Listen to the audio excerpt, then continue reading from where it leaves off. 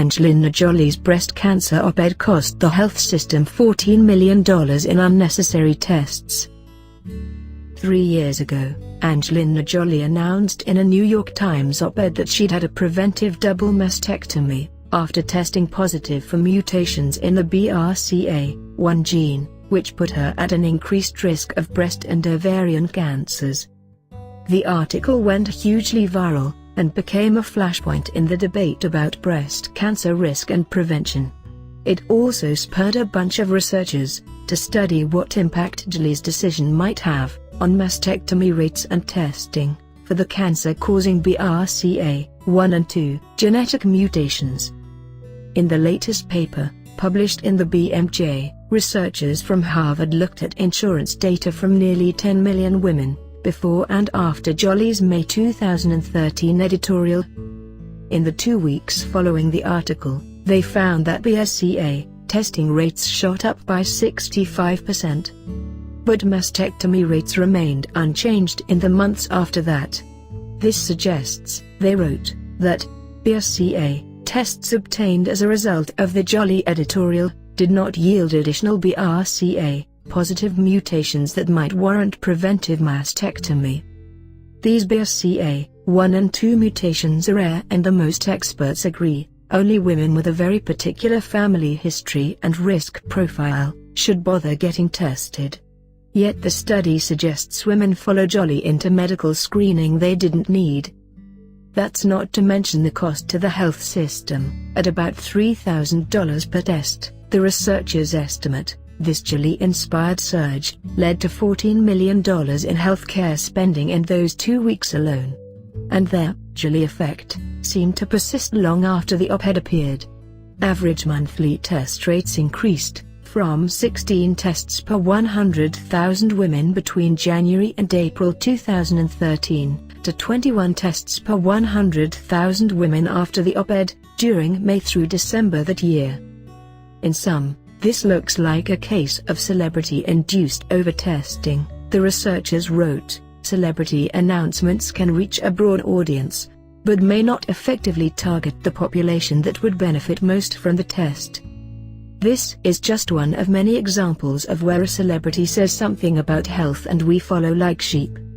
In 2000, Katie Couric's awareness campaign about colorectal screening led to an increase in colonoscopy use and was dubbed the Katie Couric effect. News of Kylie Minogue's announcement about a breast cancer diagnosis in 2005 led to an unprecedented increase in mammography bookings. After Charlie Sheen disclosed last year that he was HIV positive, researchers sifted through Google search information and found that his announcement corresponded with the greatest number of HIV-related Google searches ever recorded in the United States.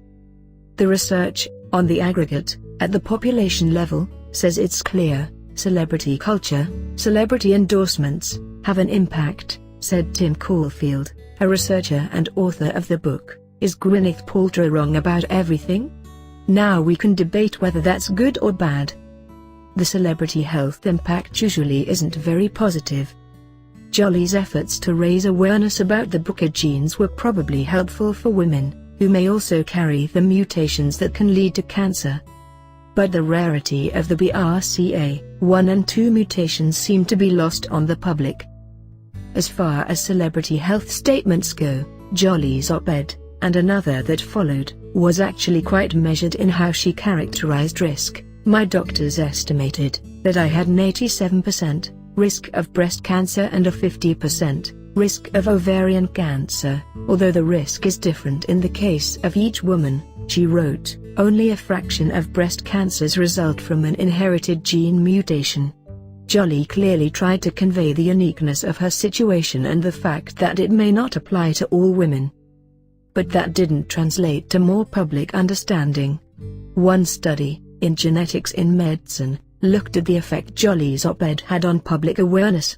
It found that she did not actually help to improve people's understanding of breast and ovarian cancer risk. While 3 of 4 Americans were aware of Angelina Jolie's double mastectomy, the University of Maryland researchers wrote, fewer than 10% of respondents had the information. necessary to accurately interpret Miss Jolie's risk of developing cancer, relative to a woman unaffected by the BRCA gene mutation. The news media, which often botches risk communication, is partly to blame for this.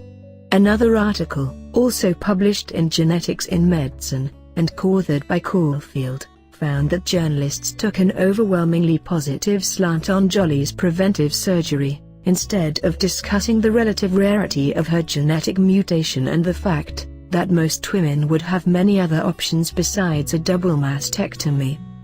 Celebrity health endorsements, no matter how well-intentioned and carefully crafted, frequently lead to misunderstanding. But there are exceptions, Caulfield said. Celebrities are most helpful in areas where the message is straightforward and simple, like, wear your seatbelt, don't smoke, eat fruits and vegetables. They are less instructive when the messages are complex, like communicating individual genetic risk information. So we should keep the Jolie case study in mind next time we hear a celebrity with a health message that's more nuanced than, eat your broccoli.